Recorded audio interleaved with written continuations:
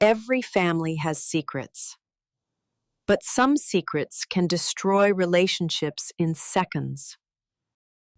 A prestigious law firm, and one woman who was hiding in plain sight. When my daughter-in-law Emily walked into my son's office and said those words to the receptionist, she had no idea what was about to happen. "Don't talk to the old lady. She's just the cleaner, just the cleaner." Those 3 words would change everything. Because the old lady she was talking about? That was me, Margaret Thompson. And I wasn't just the cleaner, I was the owner of the entire building. But here's what makes this story truly shocking. Emily had been treating me like this for 3 years. 3 years of disrespect, humiliation, and cruelty.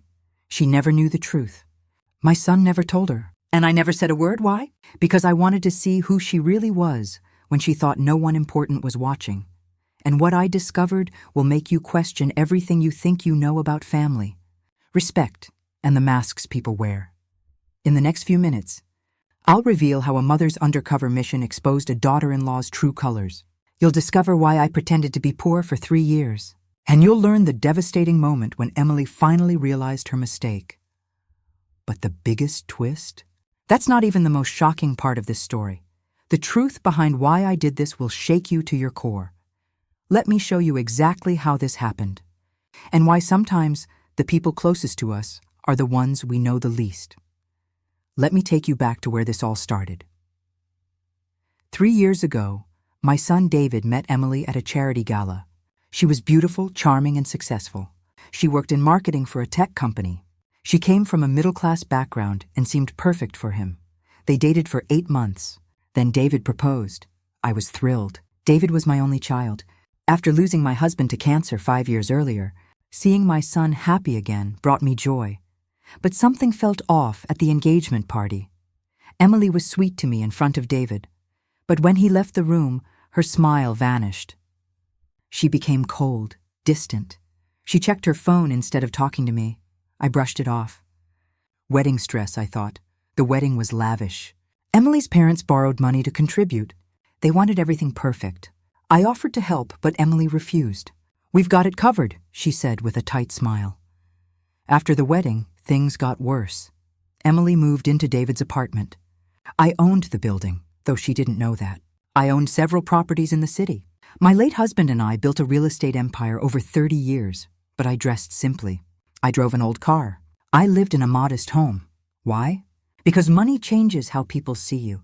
And I wanted genuine relationships, not fake smiles from people who wanted something. David knew about my wealth, of course. But I asked him not to tell Emily yet. I wanted her to love him for him, not for what our family had. "Just give it 6 months, Mom," David said. "Then we'll tell her everything." 6 months turned into a year, then 2 years, then 3, because something happened that changed everything. I decided to work as a cleaner in David's office building. Yes, you heard that right. I took a job cleaning offices at night in the building I owned. Why would a wealthy woman do that? Because I overheard Emily on the phone one day.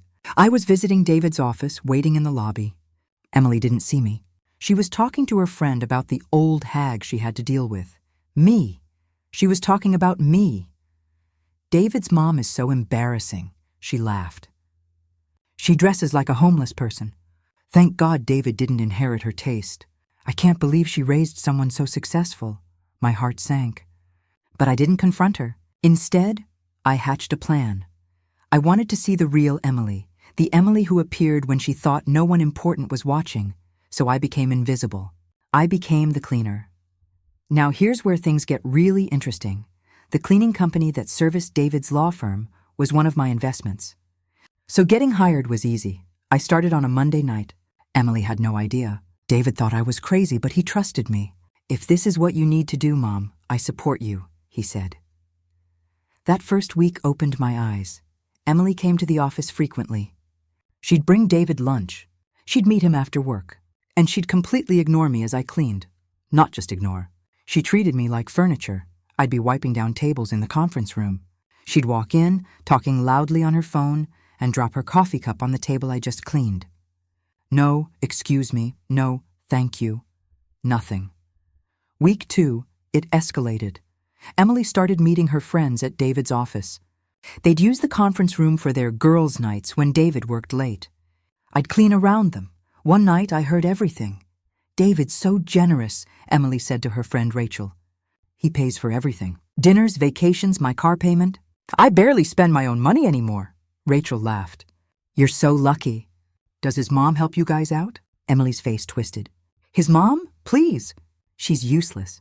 She lives in some tiny house and drives a car from the 90s. David must have gotten his work ethic from his dad, because his mom is clearly a failure. A failure. She called me a failure. I kept cleaning. My hands shook, but I kept going. The best part?" Emily continued. "She's so desperate for my approval. She keeps asking to help with things. I just smile and say no.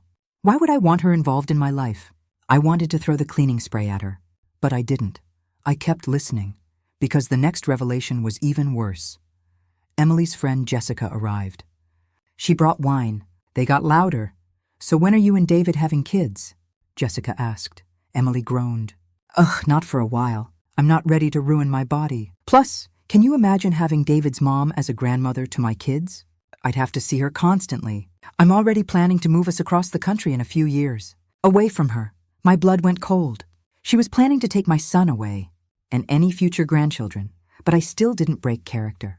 I finished cleaning and left silently. For months, this continued. Emily would come to the office. She'd be sweet to David. Then she'd trash-talk me to her friends while I cleaned. She complained about my cheap birthday gifts. She mocked my cooking. She even made fun of my handwriting on Christmas cards. One night she said something unforgivable. "Honestly, I'm just waiting for her to die so David can inherit whatever tiny amount she has saved. Then we can use it for something actually useful. Waiting for me to die." I went home that night and cried for the first time in years. David held me. "Mom, let's end this. Let me tell her the truth." But I refused. "Not yet. I need to see if there's anything redeemable about her. Any kindness at all," so I created tests. Small opportunities for Emily to show basic human decency. I'd accidentally drop my cleaning supplies. She'd step over them without helping. I'd struggle with a heavy trash bag. She'd watch and keep scrolling her phone. One night, I pretended to feel faint. I sat down in the hallway, breathing heavily. Emily walked past me. She glanced at me. Then she kept walking. She didn't ask if I was okay. She didn't call for help. She just left. That was the moment I realized. Emily wasn't just rude or thoughtless. She lacked basic compassion. For 3 years, I'd watched her wear a mask with David, the perfect wife. Loving, supportive, kind. But with me, the mask fell off. And underneath was someone cruel, greedy, and heartless. But if you think that's crazy, wait until you hear this. Month 34 of my undercover operation. That's when I discovered Emily's affair. I didn't mean to find out. But when you're invisible, people forget you exist. It was a Thursday night. I was cleaning the executive floor. Emily arrived with someone I'd never seen before. A man in an expensive suit. They went into an empty office. I kept cleaning nearby. Their voices carried. "You can't keep calling me at the office," Emily hissed. "I miss you," the man said. His voice was smooth, practiced. "When are you leaving him?" My heart stopped. "Leaving David?" "Soon," Emily replied. "I'm just waiting for the right time. David's up for partner next month. Once that happens, the divorce settlement will be bigger. His lawyer friends say I could get half of everything. Half of everything." But she didn't know what everything actually meant. She thought David made good money as a lawyer.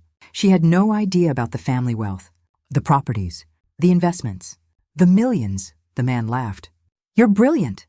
"Cold, but brilliant." "It's not cold," Emily said defensively. "It's smart." I gave him 3 years. "That's enough." And his mother? God, I can't wait to never see her again. That pathetic old woman. I gripped my mop so hard my knuckles turned white. They talked for 20 more minutes. Planning, scheming. Emily laid out her strategy. She'd wait for David's promotion. Then she'd start a fight, make him look like the bad guy, file for divorce, take everything she could. The man was her ex-boyfriend, Marcus. They'd reconnected on social media 6 months ago. They'd been seeing each other secretly ever since. I took photos of them leaving together.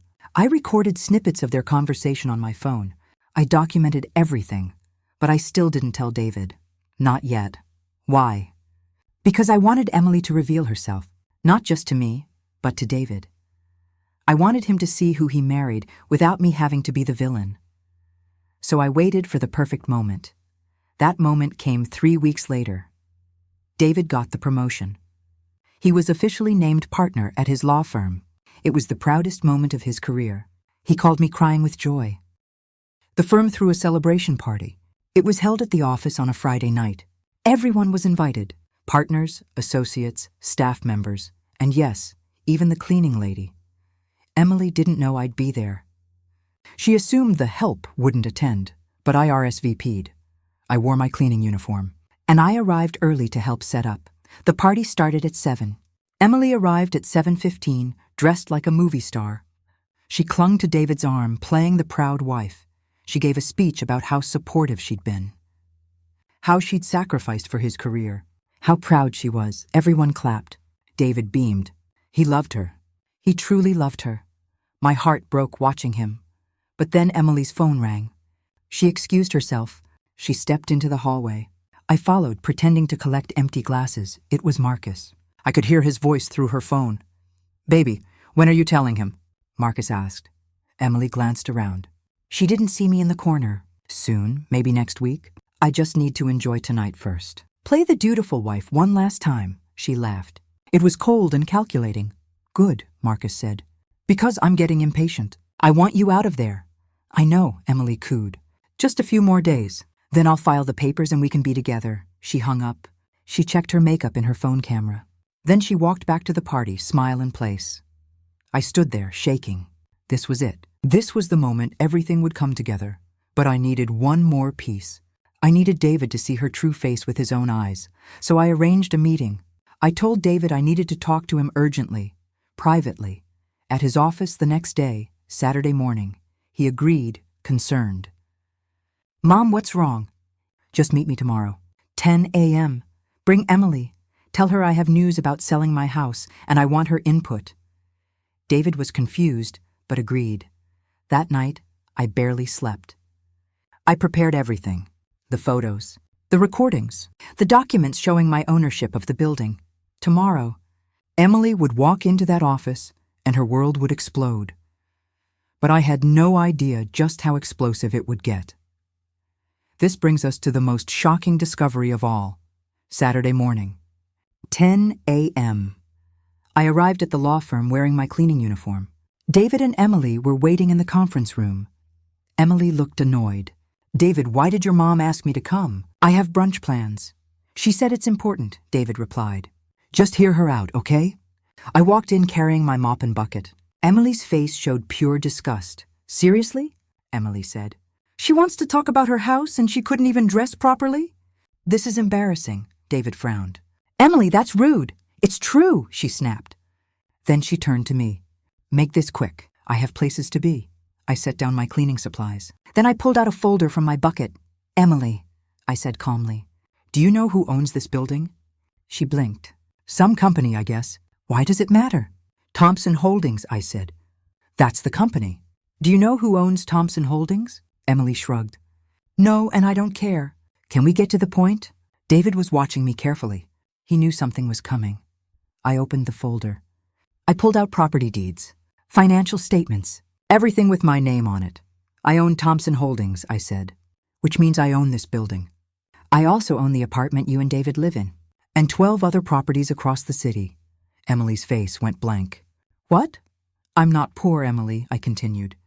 My late husband and I built a real estate empire worth over $40 million. David inherited half when his father died. The other half is mine. The color drained from Emily's face. That's impossible. You're a cleaner. I work as a cleaner, I corrected. Because 3 years ago, I overheard you calling me an old hag. I wanted to see who you really were when you thought I was nobody. Emily looked at David, panicked. David, what is she talking about? David's expression was stone. It's true. I've known the whole time, Emily. Mom asked me not to tell you. Why would you do that? Emily's voice rose. Why would you lie to me? Because I wanted you to love my son for who he is, I said. Not for what he has. But instead, I watched you treat me like garbage for 3 years. I pulled out my phone. I played the recordings. Emily calling me useless. Emily planning to move David away. Emily saying she was waiting for me to die. With each clip, Emily's face got paler. David's got angrier. "This isn't what it sounds like," Emily stammered. "I was just venting to my friends." "Really?" I said. "What about this?" I showed them the photos. Emily and Marcus. Time-stamped from 3 weeks ago. "Who is that?" David asked quietly. Emily's eyes filled with tears. "David, I can explain." "His name is Marcus," I said. "Emily's ex-boyfriend. They've been seeing each other for 6 months. She's planning to divorce you right after your promotion. She wants half of everything." David stood up. His hands were shaking. "Is this true?" Emily tried to grab his arm. "Baby, no. Your mom is twisting things. Is it true?" David's voice cracked. Emily's mask finally shattered. The tears stopped. Her face hardened. "Fine. Yes. It's true." The room went silent.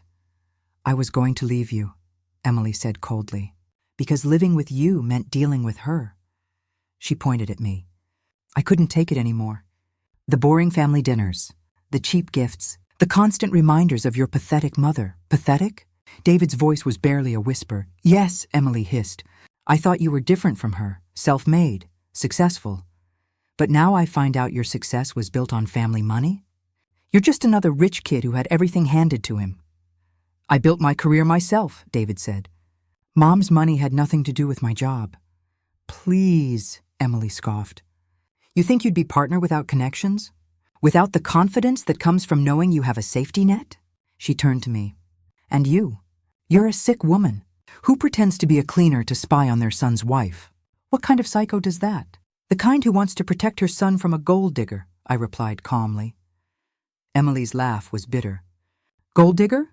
I worked hard for 3 years. I played the perfect wife. I earned that money." "You earn nothing," David said. His voice was cold now. "Get out!" "What?" "Get out of this building. Get out of our apartment." "We're done," Emily's confidence cracked. "David, wait. We can work this out." "No," David said firmly. "We can't. I loved you. I trusted you. I would have given you anything." "But you're not who I thought you were. Neither are you," Emily shouted. "You lied to me about your family's wealth." "I didn't lie," David corrected. "I just didn't tell you, because it wasn't relevant. And clearly, I was right not to trust you with that information." Emily's face twisted with rage. She looked at me. "This is your fault. You poisoned him against me." "No," I said softly. "You did that yourself. Every cruel word, every dismissive gesture, every moment you thought I was too unimportant to treat with basic respect.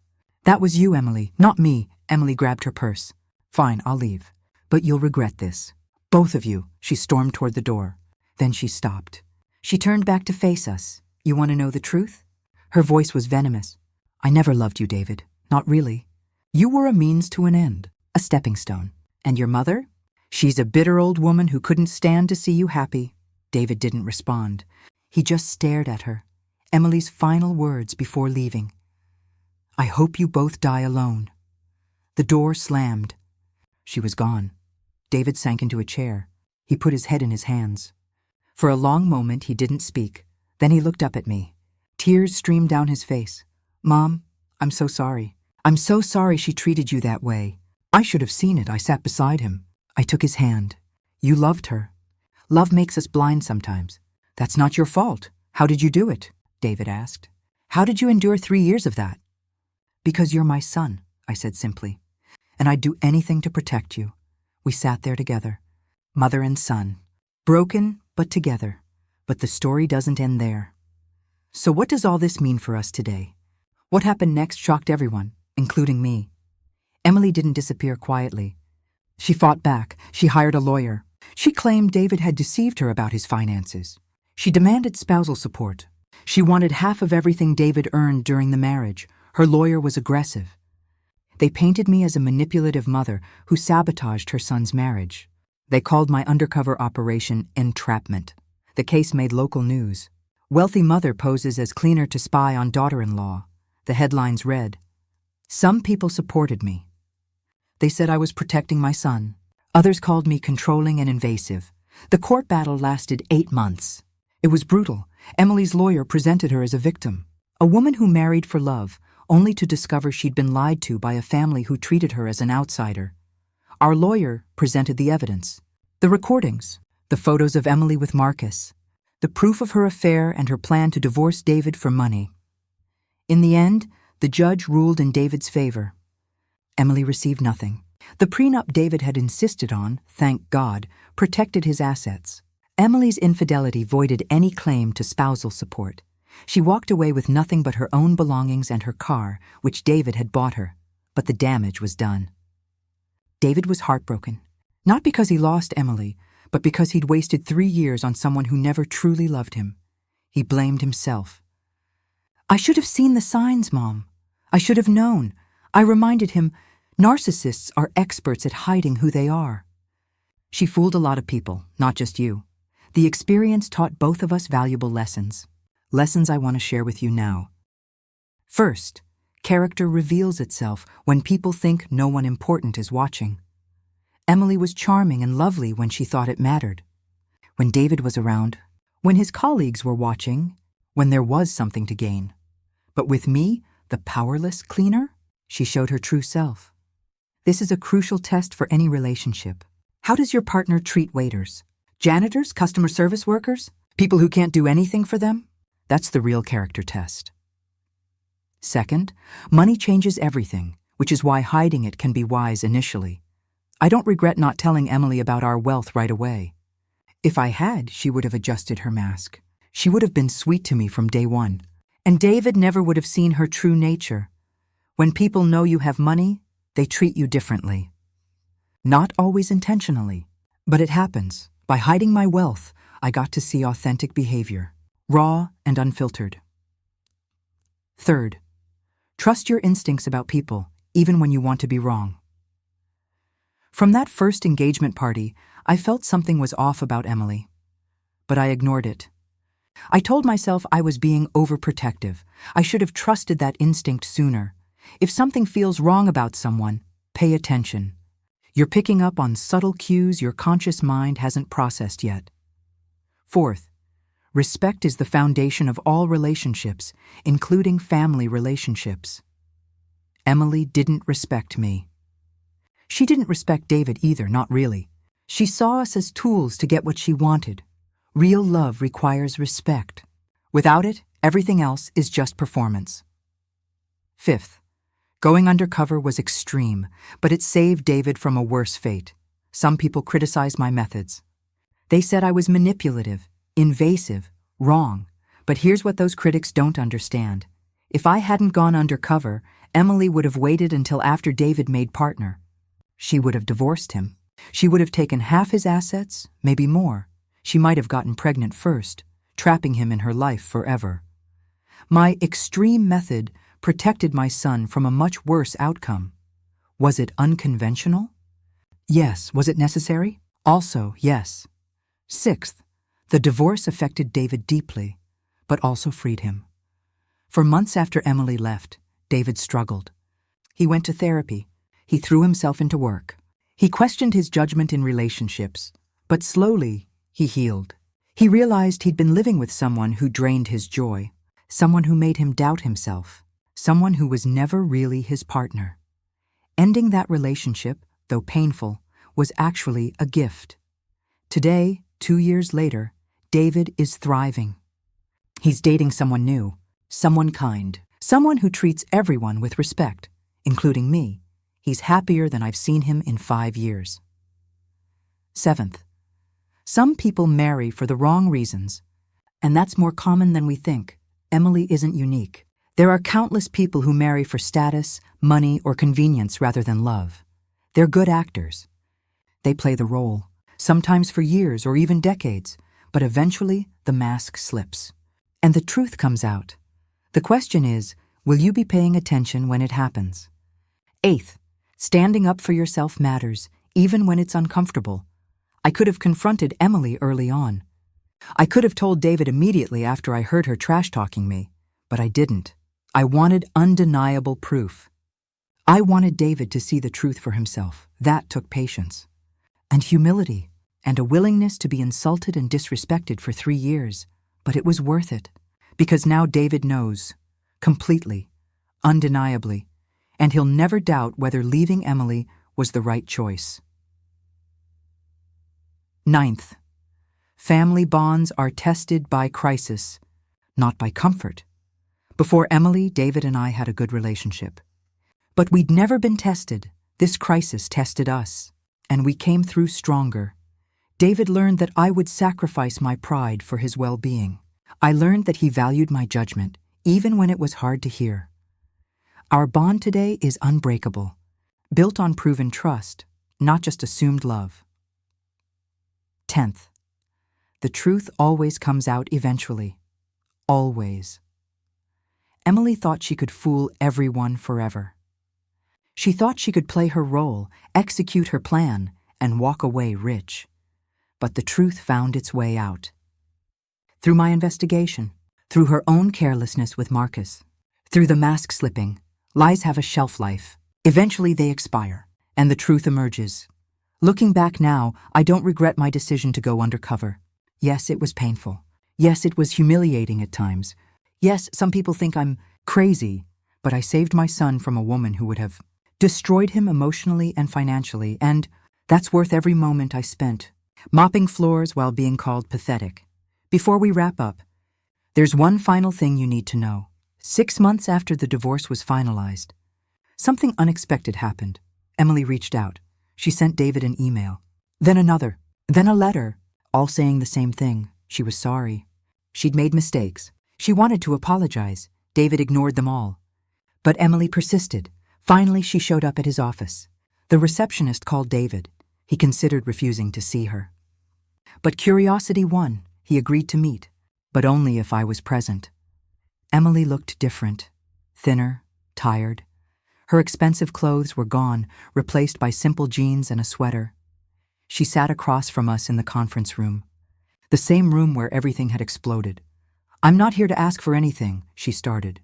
"I just wanted to say I'm sorry." David crossed his arms. "Okay, you've said it. Is that all?" "No," Emily continued. "I wanted to explain, not to excuse what I did, but to explain." We listened. Emily told us about her childhood, growing up poor, watching her parents struggle, seeing her mother work 3 jobs while her father drank himself to death. She developed a survival instinct: marry someone with money. "Never be poor again. That's not an excuse," she said quickly. "But it's the truth. When I met David, I saw security, stability. I convinced myself that was enough." "But you didn't love me," David said flatly. Emily paused. "I thought I did, or I wanted to. But I was so focused on the goal, financial security, that I never actually opened my heart. I performed love, but I didn't feel it." "And my mother?" David asked. "How do you explain treating her like that?"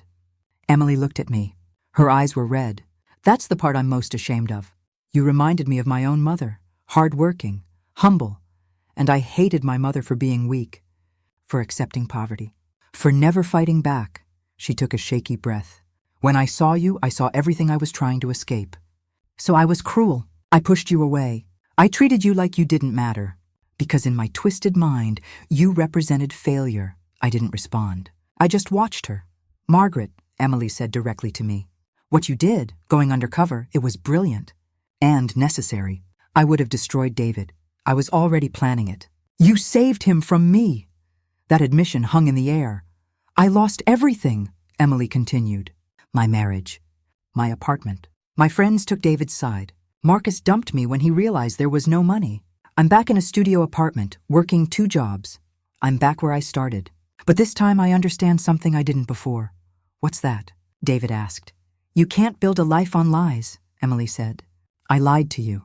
I lied to myself. And it all collapsed. Because lies always collapse. Eventually," she stood up. "I don't expect forgiveness. I don't deserve it. I just wanted you both to know you were right about me. And I'm sorry I wasted 3 years of your life, David." She walked to the door. Then she stopped and looked back. "Margaret, you're not pathetic. You're not a failure. You're the strongest woman I've ever met. And I wish I'd been smart enough to learn from you instead of resenting you." Then she left. For real this time. David and I sat in silence for a long time. Finally, he spoke. "Do you think she meant it?" "I think she believes she meant it," I replied. "Whether she's actually changed? Time will tell. Would you ever forgive her?" David asked. I thought about it. Forgiveness isn't about her. It's about me letting go of anger. So yes, eventually I'll forgive. But I'll never forget, and I'll never trust her, David nodded. I feel the same way. We never heard from Emily again. Last I heard, she moved to another city. She's working in marketing again. She's dating someone new. I hope she learned her lesson. I hope she treats people better now. But that's not my concern anymore. My concern is David, and he's thriving. He's engaged now to a wonderful woman named Sarah. She's a teacher. Kind, patient, genuine.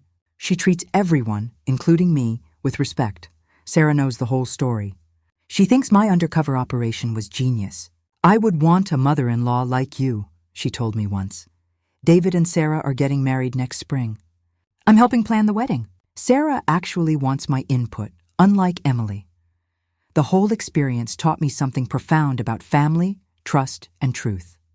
Sometimes protecting the people you love means doing uncomfortable things. Going undercover, exposing lies, standing firm even when you're called crazy.